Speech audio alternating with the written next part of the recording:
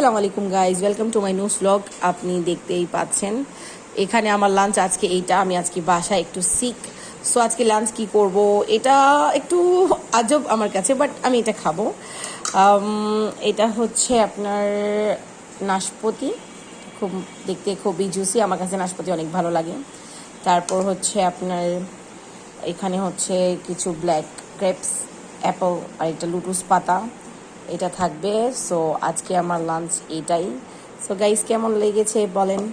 আমার কাছে অনেক ভালো লেগেছে, অনেক মজা। একটা আমি খাচ্ছি, আমি এটা দিয়ে শুরু করছি। নাইস, খুব মজা, এটা মজা লেগেছে। Look so fresh.